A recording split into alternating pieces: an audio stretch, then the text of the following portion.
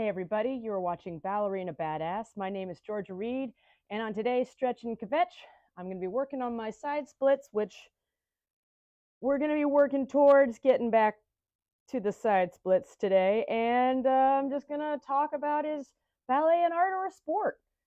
If you're watching this, be sure to like, subscribe, put in your comment. What do you think? Is it an art? Is it a sport? Is it both? This is the ongoing discussion. And I think that it depends on where you come from and dance in general, too, right? So I'd be really interested in hearing your thoughts on it, your personal experience with it, and what else? I think that's it. And I really appreciate you guys watching. So, first things first, my week was pretty good. Really busy. Definitely didn't get in as much working out as I wanted to. And the hamstring, that is still the one thing that is kind of hanging on. Like I had said in previous videos, if you look at the previous live streams, I talk about it. The hamstring's a tricky one. It can take a long time to heal, and if you're not careful, it can re-injure, and then it never really properly heals. So I'm trying to be super careful around this. And if you have a hamstring pull or tear or whatever, you definitely want to talk. Oh, goody, holes in my unitard. Great. You want to talk to your doctor, your dance teacher. Definitely talk to a sports medicine doctor. Sports. But they're going to know what to do to make sure that you are safe and get you on a path to recovery. It's tricky if you're dancing full time and you're dealing with injuries. I used to do it, and my heart goes out to you. Please be careful. I recommend to you, you can take two approaches in looking at it. Either you only live once and now's the time to live your life and play that role as Odile or Odette or Giselle or whatever, the lead emerald in a Balanchine piece. Obviously, I did not perform Balanchine. I wish I could have. That would have been fun. His stuff is so much fun to dance. Oh my God. Anyways, or the other approach is, hey, I would like to be able to walk with comfort in my 40s and 50s, never mind 60s, 70s, 80s. Maybe I'm going to take a little time off here to let it heal properly and then possibly also have a longer dance career. But, when you're in it, you got to follow your heart. Try to make a choice from a place of confidence and a place of love instead of from a place of fear. I know for me, when I was dancing professionally, it felt like a lot of my choices were coming from a place of fear of missing out, fear of getting fired, fear of not being good enough, fear of all that stuff. And in the long run, a lot of that sadly was, it wasn't important, but you couldn't have convinced me otherwise at the time. If like an older person had come to me and I was in my 20s and they'd said that to me, I would have been like, yeah, whatever. This is where I am right now, is what I'm dealing with. So Okay, so all that being said, yeah, side splits. Fun, so fun. The reason I wanted to talk about is ballet an art or a sport? It's like this has been going on for forever, you guys. And it's interesting because like as I work out, I'm thinking about the mechanics of the body, and I'm not talking about, there's the artistry, right? But then there's the mechanics. How are you going to get that pirouette? How, just even doing splits and alignment, like when I'm doing a plie, that kind of thing. So I feel that's a lot to do with the sport aspect of it, because this is a machine. Now, if if we look at it more from, ooh, yeah, this flag's way tighter than that one. If we're looking at it from just a viewership point of view, well, then it's like definitely sports, right? You have teams, you have a game, you have a goal, there are points, there's things that you can bet on. Like I always wondered how great would it be, or how horrible would it be, to have a whole betting thing around ballet. Like, I got $10 that says the dancer goes down in Act 3, which is terrible. Then you're like paying the dancers to take a dive during their fouettes. That's terrible. But what else could you bet on? Like, I don't know. Yeah, you'd bet on the number of turns. Like if you have a really good turner or whatever, then you say, oh, she's gonna do 64 fouettes and she'll finish it with a triple. I'm gonna bet on that. Or I'm gonna bet her leg goes above her foot goes above her head instead of in line with her head. Come on, you guys, we can think of something here. So that would be more to me. And you're like, well, Georgia, you're talking mostly about like story ballets. And it's like, there's so much more to ballet now. It's so contemporary now, and you're totally missing the point. And yeah, maybe the point. Oh my God, so cheesy. For me, I think that's something that has always bothered me about dance. But I like the artistry of dance. That's my favorite part about it. Yeah, but also I like the jumping. I like to jump high, so it can be competitive. But then I wasn't as good at the turns. I would work on them. I think if I'd been good at turns, maybe, and if my extension was higher, maybe the whole reason I liked the artistry was because I couldn't do as much of the sport side of things. But I'll say this: A, I'm doing a little bit of just some slight little butterfly wingies just to start kind of waking these muscles up under here, FYI, as I'm talking. Uh, I feel like what they talk about a lot in dance is that up until kind of Balanchine came along, as they put it, I'm sure there were other people before and around him, but they don't get the credit like he does. But before Balanchine came along, ballet was, yes, story ballets, and everything was cut horizontally. I've talked about this before in way old videos. So you got all the technique going on in the legs below. They're doing the jumps and the turns and the feet and the da-da-da. And then from the waist up is all of the storytelling and the dance and the épaulement, the la la la, and the artistry and all this kind of stuff, right? Now I say, well, you can get very artistic with the way you're going to present your foot and the timing you're going to use for it, sure. But then Balanchine comes along and he looks at the dancer vertically, right? And so each side it's all the whole body was the dance, and he wanted to get away from there having to be a story of any kind. It's just, it almost feels like in Fantasia when you're watching that music and you're just watching these flits of color and like a painting, like they're brushing the color across the sky, and it gives you, it's more of a mood kind of feeling, you know? And I dig that. I just don't like how, for me, yes, I'm one of those people, me, who I feel like, first of all, I feel like the front of my thighs are a little tight, so we're going to stretch those too. That's important. How are they doing? They're doing pretty well. I don't like the competition dance. I'll admit it. And I do feel that makes it more of a sport. Now, there's good benefits to being in competitive dance. Lots of confidence, right? Goals to set that you can go for. Apparently, there can be camaraderie in it. But I just feel like that's more like gymnastics to me, that like leans over into that area. And then it really is a sport with some touches of artistry. That's me. You may disagree. And I don't feel like, I don't know, what do you guys think? Is it more beautiful to see a dancer do 6 turns than it is to do 3? Does that make them more artistic? I think if it's in line with the music, go for it. I think if you're doing a bunch and it takes you out of the music and it pulls you out of the story, then I would get annoyed, personally. I think, I do think that legs that go this high, that's for contemporary dance. Yes. Do I think it's right for Swan Lake? No, that's me. Am I impressed when I watch dancers do it? Of course I am. I'm always going to be impressed by it. It looks amazing. Ooh. So I have a lot of tightness in my lower back. I'm feeling it. And I think that's also coming again from this pulled hamstring. So one of the really great but not exciting stretches, by the way, is just hanging over your legs like this. And don't forget, always warm up in advance.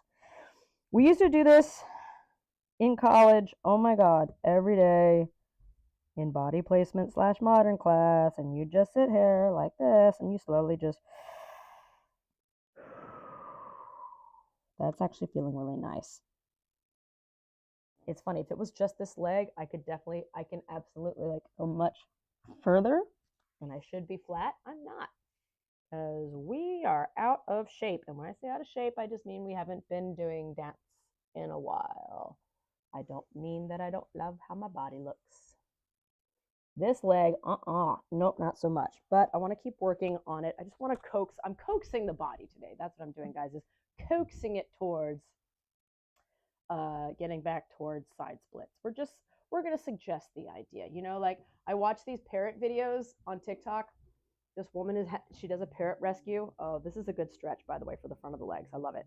So she does a parrot rescue, and when they're new to her little parrot enclave, she needs to give them baths. And each parrot is different, and she takes her little mister. She has a hand mister, and she'll just sprinkle the water near them so they can either step into the water or out of it. So she's suggesting the bath to them. So that's kind of what I'm doing here to my body is I'm just sprinkling the stretch waters for my body to step into or away from and go, how do you feel about this stretch today? How do you feel about that stretch today? You know, that felt nice. Let's do a little bit over here too. Let's see how this leg is feeling. So yeah, I actually brought out a couple of books today from my ballet library, well, dance library, you know, and it's so interesting. So like I looked at like, this is a really good book. And I've used it in way old videos. If you go back when I was really training, and it's called Conditioning for Dance, Training for Peak Performance in All Dance Forms by Eric Franklin. It looks like it's probably really old, but it comes at it from a much more sports-minded approach, right? So it talks about strengthening the muscles that you use specifically in dance by performing exercises with elastic resistance bands, starting and moving in proper alignment using imagery, which is great for dancers. We love imagery. Improving your balance, releasing tension through playful exercises with small balls. You know, maybe I'll just start trying some of these again. Be like, here's what we're going to try this week. Let's see how it works. That could be cool. Yeah, I like that. I'm not an affiliate for this book. I just think it's great. Here, let me show you what it looks like. Scooching my butt up. Scooching my butt up. So that's what it looks like. Dawn, you're here. Awesome. More turns and higher extensions may be more impressive, but that's not necessarily more artistic. I agree. I agree. Unless I've seen dancers where it's when they have control over it that then I feel it becomes artistry. If you're just getting your leg up there to show us you're getting your leg up there, or you're just doing turns and it's like, oh, look at her do turns, or him, or they, that's one thing. But the dancers that I see where they can really they're like, I'm deciding to put my leg right here this time. It doesn't feel like they're like, I gotta, you know, where they kind of like lean over and they go hunk and they got to get their hip in place and they kind of just chunk. That's not artistic to me. But if you are with intention, placing the leg at a certain height, that is magnificent. If you are someone, you know, you watch dancers when they do the turns and you can feel them choosing to slow it down, choosing to speed it up, and you can tell they have such mastery over it, then I think it is exquisite. But it comes from that place of choice, of intention, of mastery. And that, I love that. I'm here all day for that, right? Yeah. Ooh, done well is definitely. All right, so that's the sports side, right? But then you've got the artistry side. If you guys remember this, oh my God, this book is so heavy. The Art of Movement, right? This is from that New York City Dance Project. This was a ways back. God, how many years old is it now? So here's the book. Super heavy coffee table book. What year is it? I will get back to stretching because you remember these live streams help me too because I need to keep stretching, and this makes it so that I have to show up and do it. Are you going to tell me the year? You're not. You're going straight to the dedication. Oh my God. These people. Yep, I remember them. Well, I know it was happening sometime back when I was dancing a lot. Oh, look, a certificate of achievement. Oh my God. Okay, so this book, I think roughly 2017. You guys, look what I just found in the back of this book. Oh my God. Okay, certificate of achievement. Let me show you. How cute is that? So this was from the one competition that I ever did. God. Yep. At the Vibe International Ballet Experience in Missoula, Montana. I remember that. That's when I went and I did a contemporary piece that I choreographed myself. I had a lot of fun with that. And then I also did, oh, now I can't remember off the top of my head. Anyways, I did a solo from a ballet and the floor was super slippery. Excuses. So what? I fell on my ass. I fell on my ass in the middle of a double on de don turn in attitude. Double attitude turn onto not whatever. Anyways, double attitude pirouette on de don. On whatever. Yeah, it was humiliating. I felt it, but I got right back up and kept going and everything. But I just felt so annoyed. You know what really annoyed me though? Like, okay, now I've said their names, so I don't know if it's the same now. This is when they were just starting out. I'm going to put this into a general term, okay? Just generally. In general, when you go to competitions, I would say, yeah, go to win. Go and try to win. Absolutely. Also go knowing that there's politics everywhere and just notice. Like it's interesting. If you notice who's on the board of judges and then notice maybe who wins. I'm not saying that I should have won anything. I am not saying that at all. No, no, no, no. But take me out of the equation. For yourself, sometimes it's just interesting to notice, oh, how interesting is it that several dancers from each one of the judges' studios and possibly the judge's own daughter or son won awards at the competition? And objectively looking at them, it's like they were good, but were they the best? Well, it's all subjective, so you can never really say for sure. But the reason you can go, oh, Georgia, you're just bitter. You're just bitter and jealous. But I did actually get to go behind the scenes at a ballet competition in a country that is not the United States. And I listened to the judges talk behind the scenes. I got to be in the room with them. Don't ask me how, it's a long story. But they specifically were talking about right there in the room, wanting to make sure that their own dancers got the awards. There were other awards for other dancers too, yeah, but they specifically wanted to make sure that their dancers won certain things. And it was like they were all in on it together. So then everyone in the group, they'd all back each other up, that each judge was getting something out of it, right? Because then it makes their studio look good, right? And then more money, because everyone's trying to make money. I get it. And there's not a lot of money easily waiting right then and there for ballet. I get it. So that was a different competition from the one I just mentioned. I have no idea for sure about vibe. I'm just saying in general for competitions, when you go, absolutely do your best. If you win, that's great. Definitely go and try to win. It's great for your resume, great to get you more jobs, all of that. And if you don't win, take it with a grain of salt. If you can get your tape, look at your tape. You are your best competition. You are your competition. What do you need to do to get better?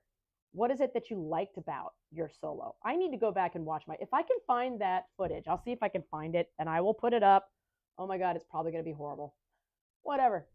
But watch it and go, okay, what do I like about my performance? Now, if you're anything like me, you're probably going to want to say nothing. I hate all of it. I'm a failure and I want to die. That's my first instinct in general. I'm trying to shift that kind of attitude because it's not conducive to being happy. If you have a trusted friend who is a positive friend, like don't bring in your critical stage parent. My parents weren't that way. My parents were super supportive. But I wouldn't bring my brother in to critique my work. That's for sure. Because it's not that he's wrong. It's just that the way he says things, he's very direct and to the point. And sometimes it comes across to me as super mean. Some people thrive off of meanness. I do not. I don't like that. I don't want that in my life anymore. I mean, you're going to run into it. But when you're coming up as a dancer, the first thing you want to do, or whatever, you're an adult and you want to do a competition, you want to do something that you're going out on a limb and it makes you feel vulnerable. Put someone with you when you first go back and watch it who's going to be your fan and go, oh my God, look at you. Sometimes the only thing they can say is, you got up on that stage and you didn't run screaming.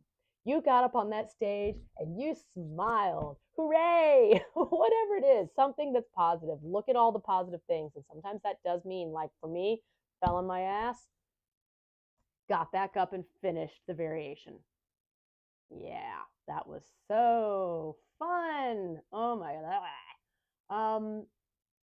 This is, you guys, just on a side note, by the way, this is so good. Where my splits are at today, I'm so proud of myself. They're at like, okay, let's see if that's 90 and that's 100, then, or 100, 180, math. 90 plus 45. Yeah. So we're getting there. That's good. But I'm feeling that pull in there. So I'm really just, for me today, it's like, okay, let's just move the hips around. There it is. It's like up in the belly. I can feel that pain and I do not want to tweak it again. No, thank you. I want it to just slowly release and relax and ease into it. Yeah, this is so good. Oh, I can do this though. This is great. Ooh. Now notice, you may not be able to see, I know I wore the perfect color unitard against this black backdrop. But I'm going to talk about it. This is what I wanted to wear because I feel a little more confident in it. So there. My right hip is off the floor right now. Now, if you really want a better stretch, I mean, go ahead and let your hip off the floor. That's fine. Oh, it feels good.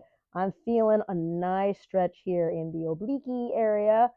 But if you want a different kind of stretch, and if you want to really improve your technique, you bring that hip bone, that coccyx butt bone, whatever it is, that's just so not the right terminology, back down to the ground. Oh, there it is.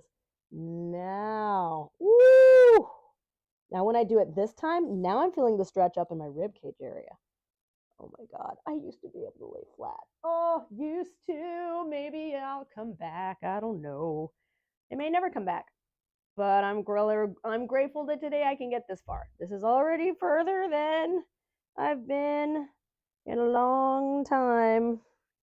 Oh my God. Oh yeah, that side. Ooh, ooh, ooh. I know, my shoulders up. I'm hunching. It's like proper technique. Keep that hip down on the ground. Keep the belly lifted up. Ah, breathing. Alignment, shoulder to knee in line here. Oh my God, I'm getting like some minor Martha Graham trigger vibes.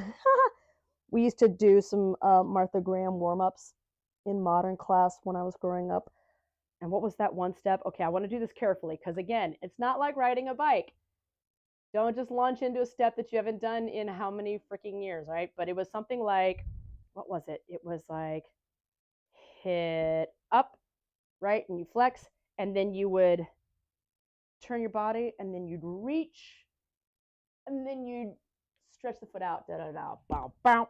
Rump. Reach. Na na na da. Bow. Chump. Reach. Oh, it was so cool, and we had like the best like modern Martha Graham music. It was so good. Okay, that actually feels kind of good. Getting that little bit of that switch back and forth. Play with this, you guys. It kind of works. Okay, I'm gonna bring my legs back in. We'll go back out again in a minute, but right now I'm gonna bring them in. Do a little shakeout. Like, what's that shakeout for? It just sort of like, yeah, it shakes out your muscles, but like for my legs, it's like they go, oh, good, we're taking a break. I'm gonna check comments. I normally have my iPad, but I forgot to charge it, so I'm a bad YouTuber today. That just sounds like conflict of interest to have a judge. Oh my gosh, yeah, Dawn, conflict of interest. You guys, look, here's the thing. We can be bitter about it. I've gone the bitter route. I still get bitter sometimes. It happens, but it's not. The only thing it does is it just wears on you. Okay, so I want to say the better approach is to know that that's everywhere. It is everywhere. Okay, conflict of interest. I'm sure you guys have seen it in your schools. You've seen it in your churches. You'll see it probably at a bank. You at a bank, at a grocery store. What is the conflict of interest at a grocery store? I don't know. Someone who works in groceries will know. But I mean, the Oscars, right? The Oscars. How many times is it a conflict of interest? And like they talk about the Academy. Some people, you're supposed to, if you're a member of the Academy, this is my understanding, you're supposed to watch every single film in contention for an Oscar, and then you vote based on your personal opinion of those, however many films are contending for Best Picture. How many times have I heard people say, yeah, my buddy's an Academy member, and they just say, I'm not watching that film. I don't like that subject. I'm not doing it. I'm just not watching it. And they're predisposed to vote. Maybe they're going to vote because their friend did it. Maybe they're going to vote because of this or that. And then there's all the things about, well, if you get nominated for an Oscar, then you have to start. First, there are actors who have to lobby to become nominated. There's that whole game. Then there's other actors who, once they're nominated, then you have to start putting out advertisements in the paper. All this hoo-ha. It doesn't just magically happen. Like there's this huge machine behind it. But rather than letting that get you down, at least not for long, just look at it as whatever. What are you going to get out of it? Again, what are you going to get out of that competition? For me, I can say that I did a competition and it was awesome. And I would love to find a way to do like an adult competition, An adult ballet competition, adult ballet competition. I think it would be awesome. I'm sure someone out there has done it by now, especially over the pandemic. Someone must have done like a Zoom competition. The thing that's tricky is making it so that, yeah, if I'm running it, it's like, well, do you want to make any money off of this? It's like, kind of. But on the other hand, you're like, what if you just take all the money and donate it to some kind of like fund for dancers? That would be better. But the more important thing is to give adult dancers the experience of a competition. There's nothing like it. I mean, really, first of all, you're getting to do a variation. You get a panel of judges, but like, wouldn't it be great if it was more like the Great British Bake Off? So yes, there's going to be a winner, but on the other hand, it's all done with that love and support. And these are amateur dancers, or dancers who no longer dance professionally. They are absolutely retired. You could have two divisions. You could have the amateur, never went pro, and then you could have the retired pros. Those would be the only two. And they'd get to do it. And you could have like classes and coaching and like panels and discussions and all these fun things, but it would be from that perspective.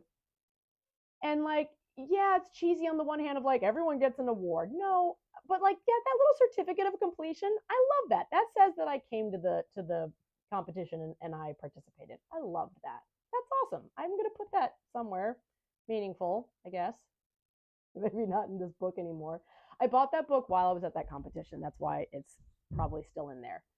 Okay, how are we doing now? Okay, I've got some tightness up front. Let's swap this over. But I like that idea. If anyone watches this and likes that idea and you think it'd be a good thing to do, pop a comment in there. Let me know, because I think that could be really interesting. It's just that it would take work. Find the venue, find the date, do you need sponsors? How long would the competition be? How do you set up a website to get everyone to submit and register and blah, blah, blah, all that stuff? It'd be a whole thing, but I still think it'd be really cool. Anyways, I'll chew on it more. I actually have a dancer friend out here who might be a good resource to do that with. Yeah, that could be cool. That could be really cool. The other thing I really want to do, I know we've moved off the topic of if dance an art or a sport. We can talk about that more, but right now I'm running the live stream, so I'm going to talk about this. The other thing I'd love to have, I'd love to bring stand-up comedy. I know, Georgia, are you crazy? But it'd be great to bring stand-up comedy into the dance world.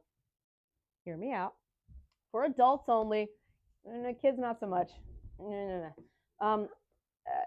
That's just not my area of interest, okay?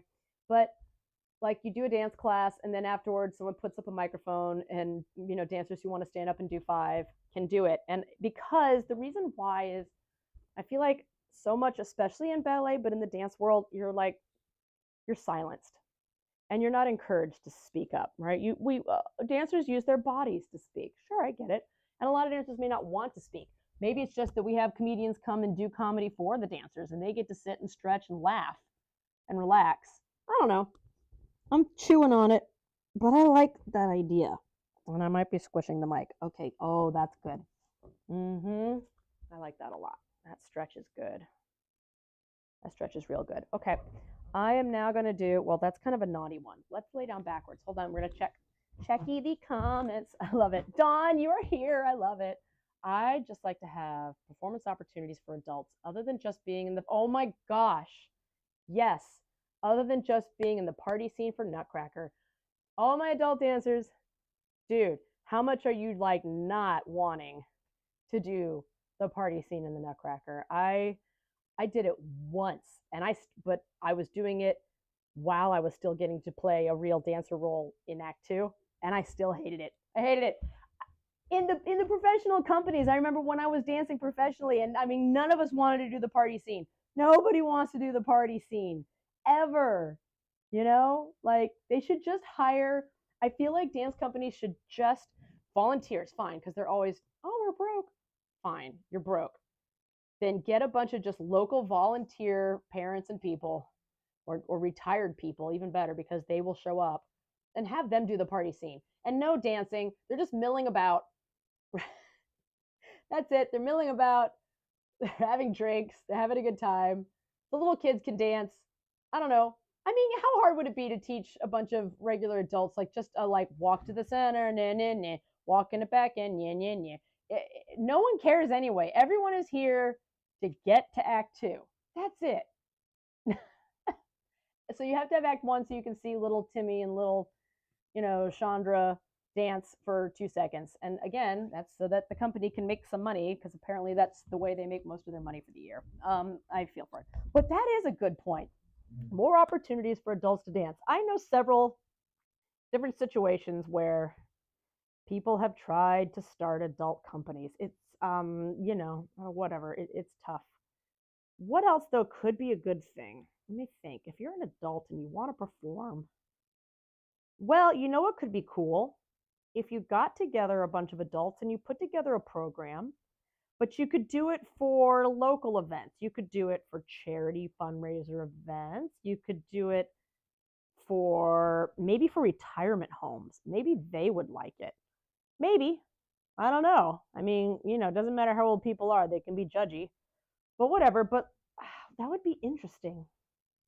That would be really interesting. Yeah, the question is, who would you want to dance for? Who would you want to perform for as an adult?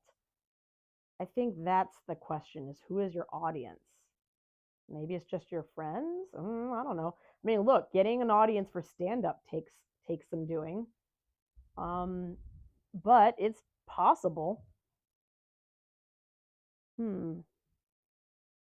Again, maybe if you're doing it from that standpoint of all the money goes to a certain charity, then people are coming to support their friends, watch them do their adult dance, and all the money goes to a good cause. Maybe it's a tax write-off for the audience member, and that would encourage them to want to come.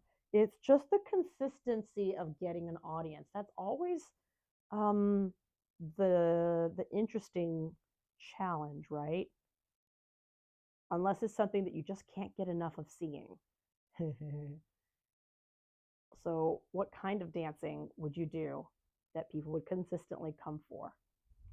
That would be interesting to know. All right, got a little bit of stretch in there.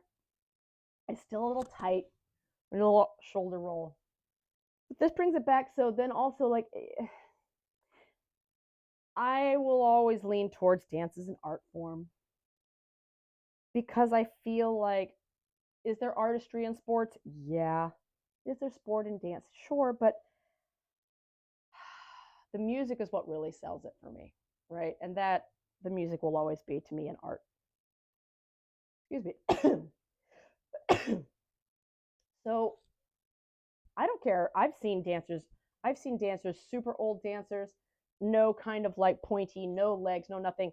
They move from, they're almost like coming from a Neil Young kind of perspective. Like Neil Young, if you don't know who Neil Young is, go look him up. Super old white dude, country / blues singer from back in the day. He was also a member of Crosby, Stills, Nash and Young. He sings from just a place, I feel like, of utter authenticity. I wouldn't say that people would. I mean, I'm sure some people say, "Oh no, Georgia, he has all kinds of skills. You just don't know." But I don't. Look, he's not going to pull an aria, right? He's not singing an aria. He's not doing vocal, what Mariah Carey does, that kind of stuff. No, he's just singing from the heart, and it's usually only 2 or 3 notes, and I love it. I love Neil Young stuff. So I feel that way. I've seen dancers like that, where they're just moving from this authentic place of realness of who they are. And there's never this sense of, and I have to show this line. It's not about aesthetic. It's really, truly about the passion and the feeling. And I feel like there could be a whole set of dancers, adult dancers, if they came from that perspective and brought that realness to it. That could be an interesting show. That would be super interesting to me. All right. We're gonna do a little more stretch. I'm keeping this stream is going to be shorter today for sure, you guys. I feel like, look at that. Oh my gosh, we've opened up a little more. This is wonderful. Can I start to lean forward? Everyone loves this. Look, I like to let my feet go dead, which means they're like, we're not trying to be pretty. I'm actually letting the ankles relax. That's kind of nice sometimes, and breathing is key. Breathing into that up. I'm feeling a little tension from that old sprain that's almost healed up. There we go. There it is. Now we're okay. I'm letting my stomach flop out. Oh, and I can see it. Super pretty. feel that. That's so good. I'd say no matter which side you fall on, or if you feel that dance is both, that's great. I would not sacrifice the art for the sport personally, because I don't like going to a show where I feel like all the dancers are doing is look at my leg, look how high it is, and it's well, the music is cool, so there you go. I'm like, eh. And that's often what I feel from competitive. That's me. I feel it in when I was watching competitive dance a lot of times, or the so you think you can dance on TV. They and listen, the dancers were super angsty and like, oh, I'm feeling it, but it didn't feel authentic. It felt forced. It felt like, and it's time for me to be angsty instead of, kind of like in acting. If you're watching a movie and you're like, oh, the actor is so crying right now. They're crying and they're just, oh, and the actor is emoting and feeling it. Oh. But me as an audience member, I'm not feeling jack shit. I'm like, yeah. Versus that actor where they become the character and you feel the character in the story truly fighting for something. They don't want to cry, they just can't help it. It's over, they're overcome by the emotion, that kind of thing. That's what I like to see in dance too. Absolutely. And it's tricky to keep that honesty in the artistry when you're also going, oh, but did I hit that turn? Oh, but my leg, I got to point my foot. And so it is like really tricky to keep both those things going at once. I remember that when I did Giselle, yes, you're like, oh my God, is she talking about that again? Yes. When I did it, there was a moment in the mad scene where she collapses. And most ballerinas, when they do it, they collapse really pretty, and they do it like from like a little like, oh, like that, a B plus. I full on, and I don't think it looked good, but it was honest. I collapsed. I like fell down, boom, onto both of my knees. Like I remember I just went like boom, like this. It was so not a ballet moment, but it felt authentic. So I should go back and watch that. I don't know if I can, but it is really hard to watch yourself. Can we just say that? In general, I have to go back and watch 3 stand-up sets that I did this week to see which jokes are working, how my timing's working. I'm going to reiterate this. Stand-up comedy is so much like dance, like you wouldn't believe. It's all about timing, the choreography of the joke, the placement of the words. A slight change in wording can change the whole joke. The timing, the presentation, all of it. It is amazing. And then you let it all go, and every audience is different. It is so like dance, although the difference is, I feel like with ballet or dance, I go on stage and you can kind of go, oh, you like it or you don't. But with stand-up comedy, if the audience isn't laughing, if they're not responding, it's a different kind of show. I'll tell you that. Now you can look at that as like, you're not doing a good job, or you can look at it as, okay, this is a challenge. They've thrown the gauntlet down and you work to get the audience back. And that can be fun in and of itself. But I've been pretty lucky. I have pretty good audiences. I enjoy it. So okay, again, just laying in the frog feels really good. My hips are definitely, ooh, yep, that right hip, I can feel it. It just needs some more physical therapy and some more Pilates, I think. Definitely going to do more of that. Ooh, we have comments. I'm coming forward, hopefully not doing too much with boobies. Good. Let's see. Dawn says, I've started learning the Princess Florine variation in point class. Whoa, that's awesome. It's a lot of fun. No idea if I'll ever perform it on stage, though. Dawn, that's fantastic. I want to hear how that goes. That's a great variation. That's very cool. And then Cowboy Bebop joined in. What's up? Hey, Cowboy Bebop. 44444. I sometimes did that stretch in boots on concrete and intentionally let my heels get stuck to not slide. Yes, in boots, bare feet, socks. Sometimes I want to slide into it, sometimes not. Truth, I feel you on that. I know what you're talking about. Wear knee pads for front split because I wear them to do work anyway. Yeah, true. That's really smart. Knee pads are great too. The only thing that's hard for me is when they start to like cut off my circulation. Like you get the bigger pad, then they're slippery. You get the tighter pad, you're safer, but then it's like, I get annoyed by it. But they're really useful, definitely when stretching. I think I'm gonna call it for today, you guys. I know I'm cutting out a little earlier. I like to go almost an hour, but for today, the goal was achieved. I started working on my side splits. I didn't even do like, you know, you're sitting in the side and you'd roll into your front split and then roll back to side, roll to the other, but I'm not there yet. All right. And I'm not in a rush. So this felt really good. I'm going to do a little bit of a light massage work and roll out my shoulders. I've still got some tension in my upper back. I've always got tension in my upper back, the weight of the world. But I'm going to keep thinking on this idea. I think it'd be great to do a adult competition. And Dawn's leaving. Well, there you go. You're going to go see a ballet this evening. That's awesome. I want to hear about it. I'll be here next week. I'm going to be looking at my old pointe shoes next week that are left because some rats got into the garage and they chewed through a whole bunch of pointe shoes, which is a good thing. They need to be thrown out anyway. It is what it is. But thank you so much for watching today. Be sure to like, comment, subscribe. Let me know if you have any particular video requests. And I really appreciate all of you coming in today to watch. If you're watching this after the fact, I hope that it was helpful for you. You've been watching Ballerina Badass. My name is Georgia Reed. Never give up, never stop dancing, unless, of course, you need to give up and you need to stop dancing, which is what I did. And it's okay. You do you. Toy, toy, toy. And